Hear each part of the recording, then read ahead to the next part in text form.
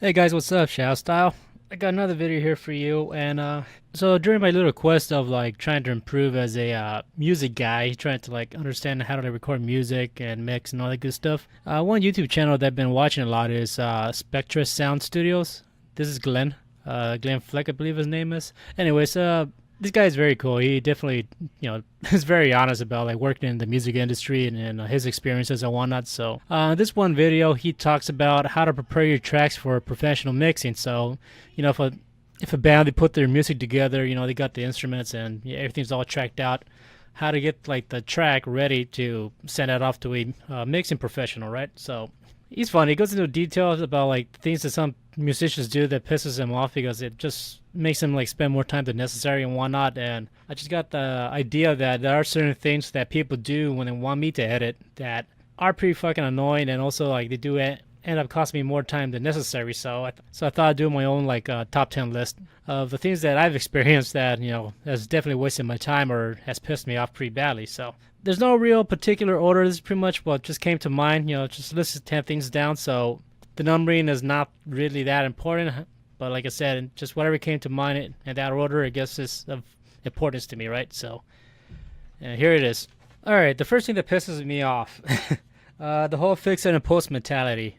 Straight out, if you are working with a bunch of people and they have that fucking fix it and post mentality, tell them to go fuck off if you're the editor, because getting things done right to begin with is really no fucking excuse. I mean, like, I can understand if there's like, budgets or time, limits and whatnot. However, if you really are putting this time and effort to get something done right, then I really don't understand why you can't, plan out what is it you're gonna do first. That way, once you're ready to shoot, then everything's already set in place so you can like, get it done.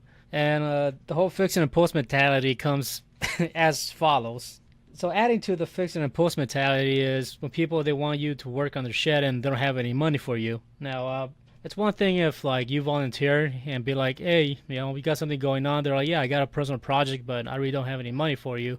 And if you want to do it for fun or they're a friend or whatever, okay, that's one thing. But uh, I've have been on projects where people they'll have so much money that they'll spend money on props, on clothes, on makeup, on yeah, maybe food's important. That's a damn must. But I'm just saying they have so much money to like spend on shit to make their video or movie happen, but they never have a budget for their talent, the people that are helping them, basically put the shit together.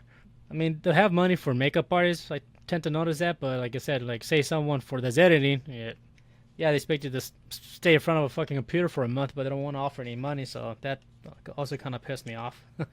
Not white balancing the cameras. Yeah, that definitely is something that pissed me off a bunch of times. I mean, I understand if you want to get the shot done quickly and all this shit, but having a white balancing board and doing the white balancing before you shoot is something that does not take that long. If anything, it's so should be like a common practice because I get footage where like it's totally green, some footage is too yellow, some are way too fucking blue, and then basically obviously it looks very inconsistent, right? So if you want to make everything look consistent, then I'm spending all this time color balancing each clip so it can look right, because or else the colors are gonna be all fucking dumb looking and shit. So yeah, big fucking no. So color balance every time you move the camera around, please. Shitty low audio. This is something I experienced in the past before, where like they'll get like guys on set and they have like the big boom mic and all this shit, and like rather than them adjusting like the audio levels to be just right, what they do is like they seem to increase the volume of their headphones to hear what's going on, right? But the input going into the mic, the audio is not being increased in any manner. So I've had projects where like the volume is just so fucking low that when I crank up the volume, then obviously you get nothing but hiss, a lot of static and all kinds of nastiness and shit like that. And then now I'm spending time to like clean up the audio. And at the time, I wasn't as good as audio as I am now. But even then, there's only so much you can do, right? So definitely check your audio levels. Make sure that you're just at the right peak level. Definitely check your damn audio levels. Also, if you're in a situation where like it's gonna be a lot of noise, whether it's say like a freeway or something, I don't know. Definitely use lavalier mics or do something to get the good amount of audio. All right, the next is not having enough footage. Now I have like people are giving me storyboards that have like they want things to look like, right? They have a bunch of cuts like zoom ins, zoom outs, wide shots, medium shots, all that crap and all that shit. But yeah, once they give me the footage for that particular scene, I only got two clips to work with, and like, I don't know what the fuck they were thinking. Some people think like I can make magic, but like adding or zooming in or whatever. I mean, you can only zoom in so much to a clip without it starting to look not good. You know, like obviously the focus is different when you have a camera that's actually zoom into a particular way that you want. There's certain thing you can get away with, yes. But like I said, I mean, you have a scene where you have like two people talking, you want to get like a wide shot, a zoom in, a close up of this or whatever, but yet people only have maybe like one or two shots. It's like, how am I supposed to cut between that? It's like stupid. So definitely get enough shots. Also, there's the other extreme where people get way too many shots, more than necessary. So definitely have a storyboard if you know you're gonna be doing a movie or something. Have something set up exactly how you want it. You know, instead of like spending so much time getting multiple shots and in the end you're only using maybe a couple. I mean, you know, each to their own, and whatever you want to do in your projects, yeah, go for it. But from my experience, people they dream about filming on red big time. Now, like I said, I got nothing against it. If you're already production studio or whatever, and you have use the versatility of the red camera, you know, I can see some benefits of it. You know, shooting the raw. However, like I work with like some people that are just starting out, or like you know they want their video to look as beautiful as possible, so they spend so much money renting a red camera, and then like once you get the footage, it's shit. Now, what I mean by footage is like they don't know how to use the camera that well, so like the camera is not that, the footage itself is not that great, and I guess to be somewhat blunt, some of the projects I worked with, the project itself was not that great, but yet having a fucking red camera was gonna like make their video better than it really is or was, and that's kind of a cool hard truth. I hate to say that, but I mean, if you're starting out, most likely you don't have that much experience, so don't rely so much on equipment to make your video or movie be better than it really is. Because if your overall story or concept or the movie's a piece of shit, doesn't matter what is filmed with, it's just gonna be a piece of shit regardless.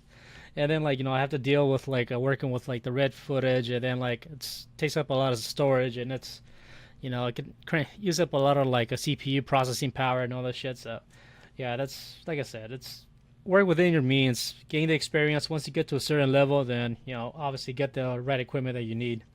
Cutting out big chunks of the final edit. I've done projects where I'll spend like a month editing their short movie, and then like once they release it, they cut out like more than half of the fucking video that I edited. That pissed me off. One time I even punched my friend for doing that because like I spent like a month editing, but yeah, he cut out more than half of the fucking video.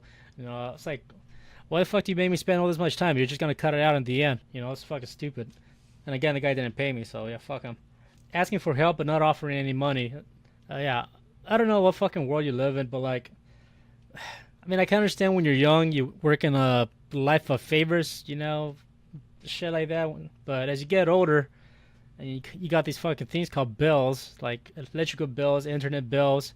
You know, you spend like thousands of dollars on your computer to like to be able to edit without any fucking lag or whatever.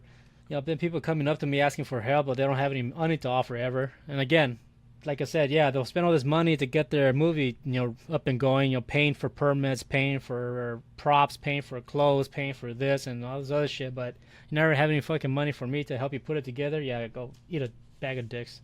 Another thing that pisses me off is badly organized files. Yeah, that shit fucking pisses me off, and it's a waste of my time because like, I'll get like files where like I don't know what's what, you know, because obviously when you film a movie, it's never really on in a linear matter, right? Obviously, people will film like the end first or then the last, so nothing's really organized of what's what. So then they're spending time of figuring out what footage goes what because nothing is organized. So that's fucking annoying as shit.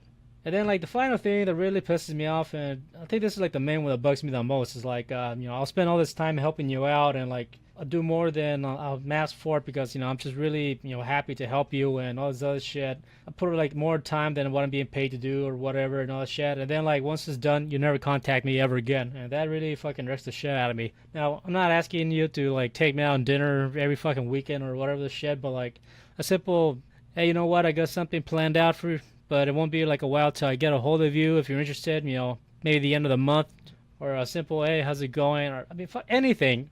Even if you're, say, follow me on Twitter, you know, I notice that you're interacting with me on my post or something, you know, just maintain contact with me, because one thing that pisses me off was just like I said, like people disappear after I help them out. I won't see them for months. I wouldn't hear of them for months, and then like they'll call me for a favor, and then again they'll ask for a favor with no fucking money, and that's like, dude, eat shit. That's just like a big fucking no for me. That's more of a personal thing. Now there's a lot of people that kind of like work like that.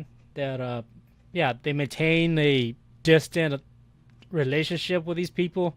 Then once you need them, then they get a hold of them, and vice versa. I honestly don't like to work like that.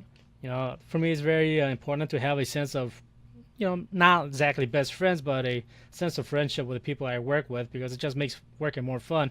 And like I said, there are times where I need to do more than I'm asked for, because I want to provide a good product. But if I have a bunch of these people that like I haven't seen for a while, but they'll get a hold of me at the same time, and then I'm spreading myself out thin. Then like the people that I really should be fucking paying attention to, the ones that actually give me the contact, that I need, in the sense the communication. They tell me what's up. They offer money and all that shit, and then I'm spending less time on those people because I'm busy working on these other fucking people that I haven't talked to for months. Yeah, no, I can't do that, and I won't do that. So I'm at a point where like I have no problem cutting people off. If they do shit like that, they may be cold-hearted or whatever the fuck, but like I said, I'd rather focus my time and energy on people that I feel like actually give a shit about me and that I actually give a shit for, and then like you just that way I can put my time and effort into you, right? So because there's gonna be a lot of people that they just want to see how much they can get out of people. Unfortunately, there's people like that regardless, right? In what industry. So if you feel like you're being taken advantage of, or you're not appreciated, then simply just cut them off, right? But obviously, who are the ones that actually respond well to you, that appreciate your work. They're like, oh hey, I noticed that you did more than I asked, so here's an extra 20, $50 or whatever. That stuff is very a good motivational reason for me to maintain my relationship with you and keep doing what I'm doing, because yeah, I like to edit, I like to do what I do, and I'm always trying to improve, right? So if I'm gonna put that much effort into myself and into my craft, I definitely want to maintain a good relationship with the people that understand the time and effort I put into my work. So yeah, that's that. So anyways, that's all I got, and yeah, thanks for watching. Peace.